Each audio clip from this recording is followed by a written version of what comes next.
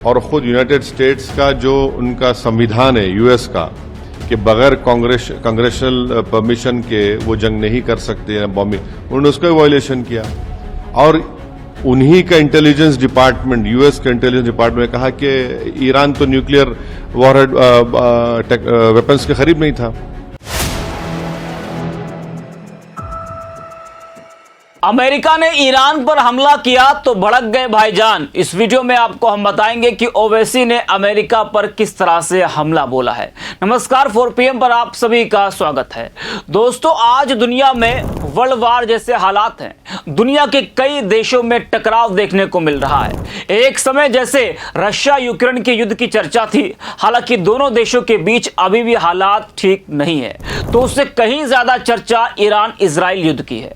Israel ने Iran पर हमला करके यह समझा कि ईरान झुक जाएगा, लेकिन ईरान ने हार नहीं मानी और उसने इजराइल पर ताबड़तोड़ कई हमले किए और अभी भी वो हमला कर ही रहा है, वो पीछे नहीं हट रहा, जिससे इजराइल घबराया हुआ है। दोनों देशों के बीच जारी युद्ध में पाकिस्तान और अमेरिका की भी एंट्री हो गई है। हालांकि पाकिस्तान बीच में घुसकर अपने को कंगाल बनाने की तैयारी कर रहा है। शायद पाकिस्तानी सेना प्रमुख आसिम मुनीर ने अमेरिका में ट्रंप के साथ लंच किया, उसके कुछ ही दिन बाद अमेरिका ने ईरान पर हमला कर दिया, जिसके बाद ईरान ने इजराइल और अमेरिका को चेताया है कि अंजाम इससे ज्यादा बुरा होगा। जी हां, आपको बता दें कि अमेरिका ने ईरान के 3 परमाणु ठिकानों फोर्दो, नतांज और इस्फहान पर हमला किए हैं। हमले के बाद डोनाल्ड ट्रंप ने कहा ईरान को अब शांति स्थापित करनी होगी। इसके बाद ईरान के विदेश मंत्री अब्बास अराक्ची ने कहा कि अमेरिका ने यूएन राष्ट्र चार्टर का उल्लंघन किया है। वहीं भारत में विपक्षी दल कह रहे हैं कि ईरान भारत का पुराना दोस्त है, भारत को ईरान हमले पर बोलना चाहिए। कांग्रेस नेता सोनिया गांधी ने कहा ईरान भारत का पुराना दोस्त रहा है और ऐसे हालात में भारत की चुप्पी परेशान करने वाली है। गाजा में हो रही तबाही और ईरान में हो रहे हमलों को लेकर भारत को स्पष्ट, जिम्मेदार और मजबूत आवाज में बोलना चाहिए। वहीं स्वामी प्रसाद मौर्य ने भी आडवाणी की एक वीडियो क्लिप शेयर करते हुए कहा है कि भारत को ईरान का साथ देना चाहिए क्योंकि ईरान भारत का पुराना दोस्त है। सोनिया गांधी के बाद ऑल इंडिया मजलिस इत्तेहादुल मुस्लिमीन के राष्ट्रीय अध्यक्ष असदुद्दीन ओवैसी ने भी अमेरिका द्वारा ईरान पर किए गए हमले पर नाराजगी जताई है। ओवैसी ने कहा कि यह अंतर्राष्ट्रीय कानून और संयुक्त राष्ट्र चार्टर का उल्लंघन है। इससे कई देश सोचेंगे कि उन्हें परमाणु क्षमता की आवश्यकता है। ऐसा करने से मुझे यकीन है कि ईरान आने वाले 5 सालों में एक परमाणु शक्ति संपन्न देश बन जाएगा। जरा आप भी सुनिए ओवैसी को। मेरा मानना यह है कि जो आज यूनाइटेड स्टेट्स ने जो बॉम्बिंग की है वो इंटरनेशनल लॉ का वायलेशन है, वो यूनाइटेड नेशंस के चार्टर का वायलेशन है, एनपीटी का वायलेशन है और खुद यूनाइटेड स्टेट्स का जो उनका संविधान है यूएस का कि बगैर कांग्रेशनल परमिशन के वो जंग नहीं कर सकते बॉम्बिंग, उन्होंने उसका वायलेशन किया।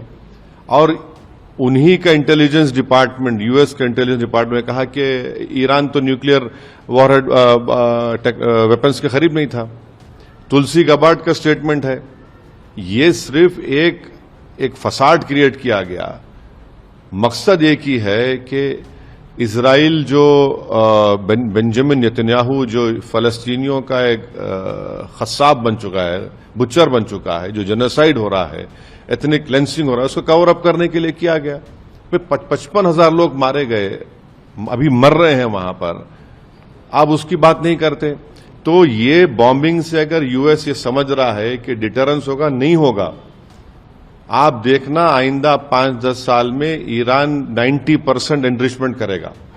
आप इस बात को देख लेना कि उस इलाके में जितने मुस्लिम अरब कंट्रीज हैं वो अब ये तय करेंगे कि भाई हमारा को अगर डिटरेंस चाहिए इजराइल से तो हमको भी अब वही करना पड़ेगा। वो भी करेंगे, न्यूक्लियर बॉम्ब्स बनाएंगे, न्यूक्लियर वॉरहेड्स बनाएंगे। और ये जो यूएस ने किया है, इराक में आपने झूठ बोला था वेपन्स ऑफ मास डिस्ट्रक्शन, कहां मिला? कुछ नहीं मिला। आपने लीबिया में गद्दाफी को हटाया, ये कुछ इल्जाम लगाकर केमिकल वेपन, क्या हुआ? कुछ नहीं निकला।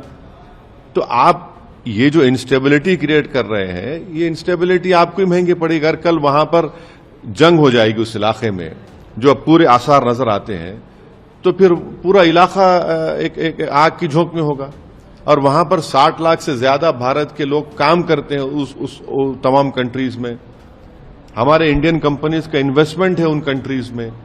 एक बहुत बड़ा फॉरेन एक्सचेंज हमको वहां से आता है। और एक बात याद रखिए, जो गल्फ कंट्रीज में जो भारत के नागरिक काम करते हैं इनकम टैक्स नहीं देते, वो नॉर्थ अमेरिका में इनकम टैक्स देते हैं। यहां पर हमको आता है तो फिर कितना बड़ा नुकसान होगा सबका। तो ये बात हमको समझने की जरूरत है।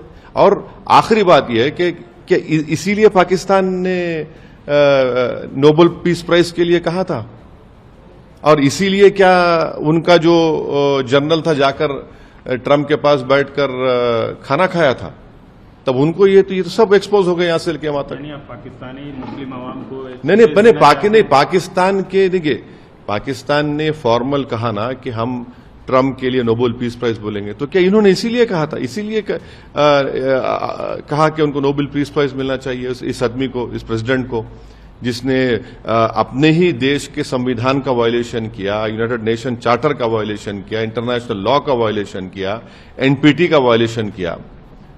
तो क्या इसीलिए पाकिस्तान प्रेसिडेंट ट्रंप को नोबेल पीस प्राइज के लिए रेकमेंड किया था क्या? सर, यूएस की भूमिका मिडिल ईस्ट रीजन में नहीं, यूएस ऑनेस्ट ब्रोकर कभी नहीं था। चाहे इराक हो, चाहे लीबिया हो, चाहे पैलेस्टाइन हो।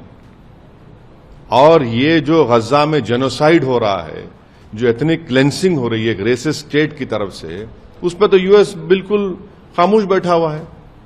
सारी दुनिया बोल रही है कि पैलेस्टीनियंस का एथनिक क्लेंसिंग हो रही है।